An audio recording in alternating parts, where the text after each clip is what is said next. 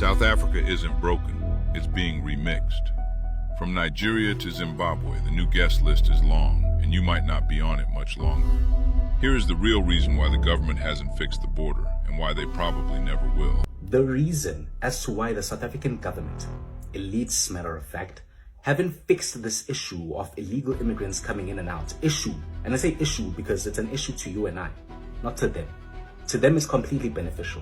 The reason as to why this has not been fixed as yet is because they need to replace you with third worlders. They are slowly turning South Africa into a third world country, and we are still alive to witness that. This is happening in real time. And you might ask yourself, why would they want to do that? This is the South African government. These are politicians who are put into place to protect us and fight for our rights. Them doing that will completely demolish South Africa. Exactly. That's exactly what they need. That's exactly what they want. Because remember, South Africans started asking too many questions. South Africans started being a bit too revolutionary woke, started gaining a political consciousness. South Africans started becoming a bit too smart for their elites. And they can't afford to have that, because you are disturbing their process and their initial plans and motives to steal.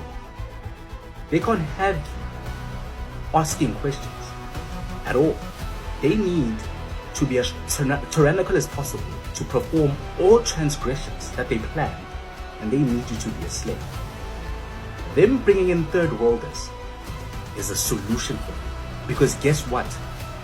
The third worlders that come from Nigeria, Zimbabwe, and any other countries are the same individuals who don't give a flying rat's ass about South Africa. Whether it rises, whether it falls, they do not care about the communities. They do not care about the crime. They do not care about the drugs. They do not care about anything. Nothing. As long as they are surviving, and as long as they are getting food to eat, sending money back to their families, they are good. What the South African government is aiming to do is naturalizing and regularizing them so that they can vote. So that your vote could be immediately intercepted by theirs.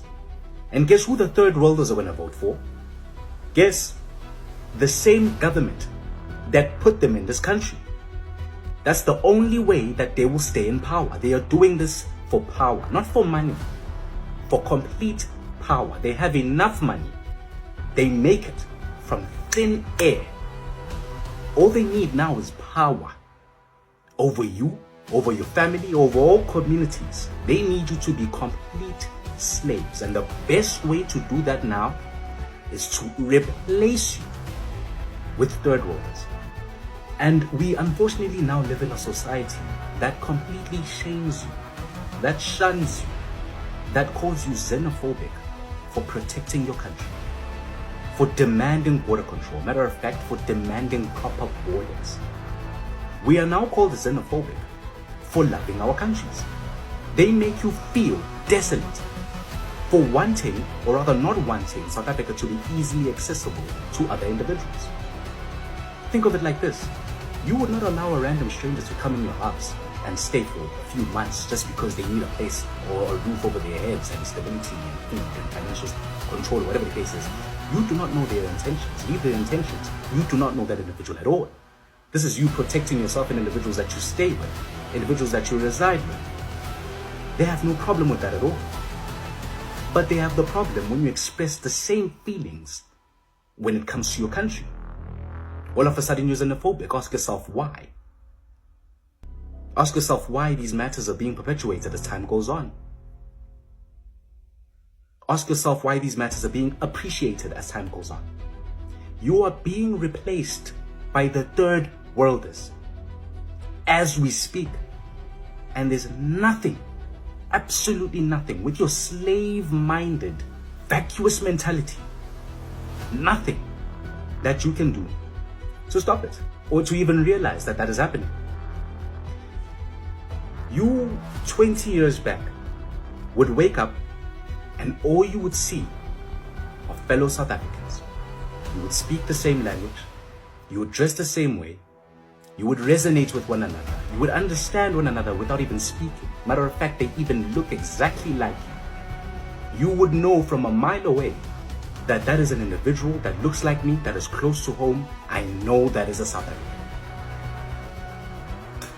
Now you wake up 20 years later to a country filled with individuals from other countries.